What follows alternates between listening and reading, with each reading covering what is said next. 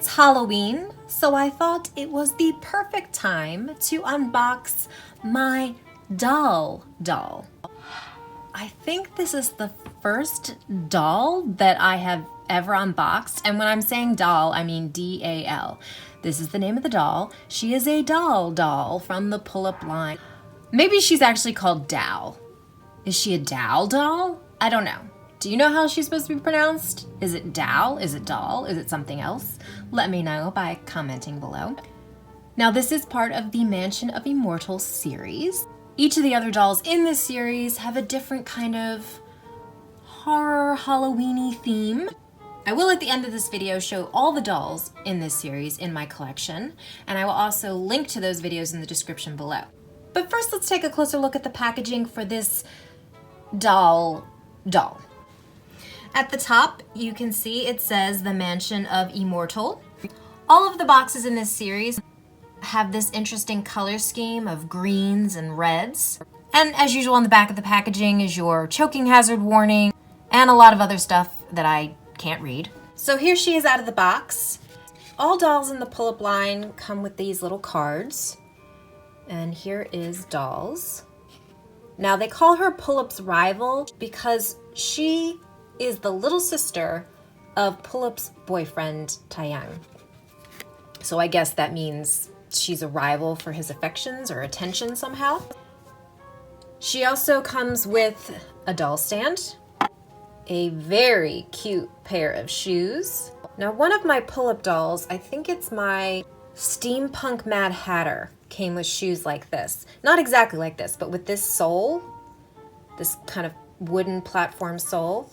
But this one has little roses on the top. She also came with this very detailed headpiece. It's like a bonnet. You can see the lace detail and the trim. We've got little bows on the sides with black roses. And it does Velcro around the chin. And then we have the doll herself. She is so much smaller than I realized. She's still a 1/6 scale doll with an oversized head, but she's just so tiny. She's just a little girl. So cute and diminutive. And you can see this is the doll face up and face mold. She has a very specific, distinct look in her face mold. Huge eyes with a tiny little nose and mouth. You can see her eyebrows are not full brows. This particular doll's skin tone is super pale.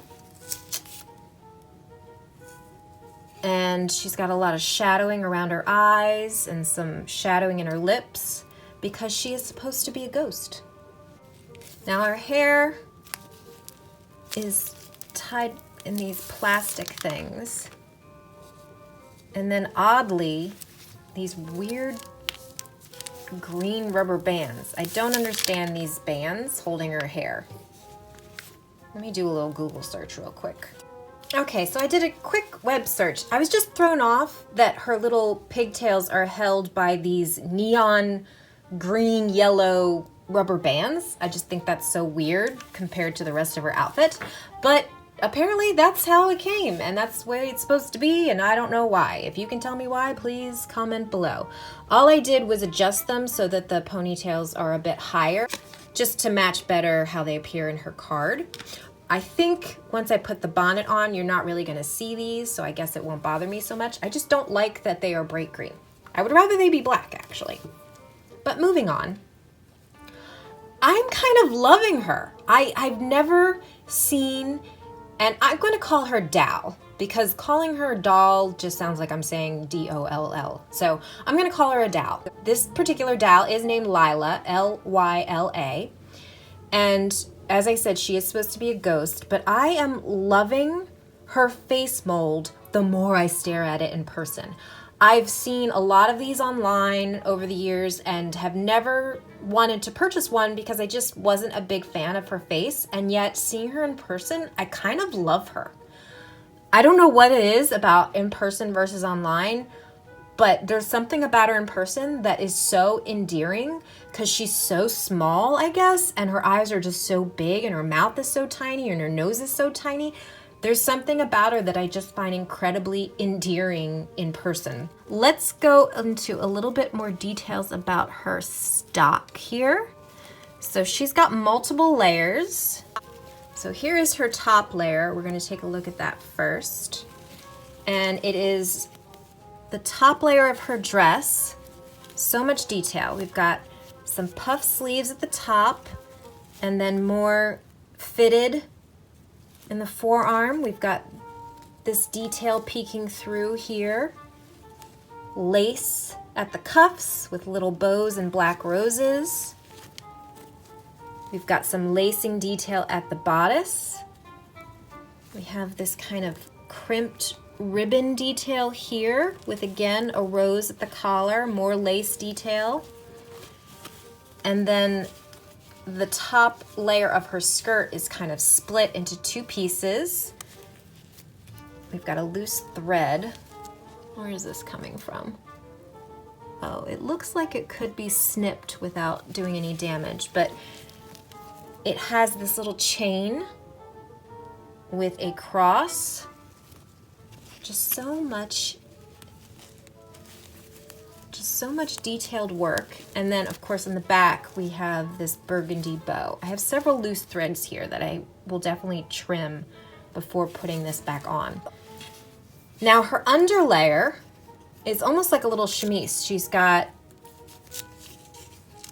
a little dress with fine ribbon straps, and we've got a multi-layered skirt. We've got 1, 2, 3, 4, 5 layers to this skirt, a variety of like lace detail, and then this ribbon detail in the top of the dress. It also velcros in the back. She's also wearing little white pantaloons and these black and white striped stockings with some lace detail at the top and more little ribbons. And she has plastic on her arms and her legs, and that is to protect from staining of the black fabric on her super uber pale skin.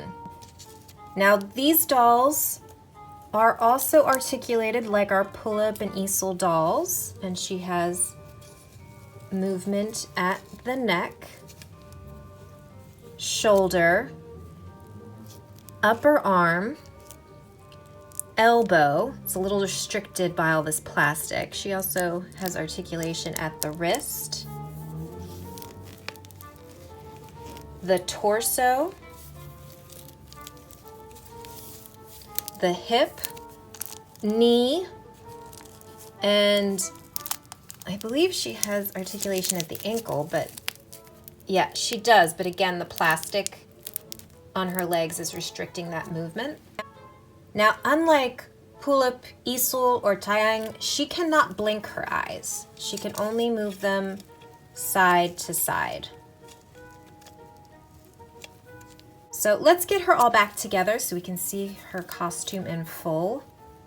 I kind of want to take the plastic off, but I also kind of don't because I know that black is going to stain. I think I'm going to take it off her legs just because I want her to have more articulation at the ankles. And just so you can see what it looks like, I did take the plastic off. You can see this is her ankle articulation and a better look at her knee joint. So here she is all put together. Oh my God, she's so stinking cute. I can't stand it. This Dal Lyla is, like I said, supposed to be part of the Mansion of Immortal series and is supposed to be a ghost. And she was originally supposed to come with a ghost costume. Can you take a guess why they canceled this costume release? Looks a little bit KKK related. I'm not really sure why they just didn't go with a classic looking ghost shape instead of that pointed hood. I do think the paleness of her face and the antique looking quality of her costume does sell that she is a ghost, this concept of a spirit who has passed, I should say. Now let's take a look at the other dolls in this series. I have her older brother Taeyang as Valko, the werewolf character. I have Pullip as Wilhelmina, the witch character. And I have Pullip's little brother Isul as Viramello, the vampire character.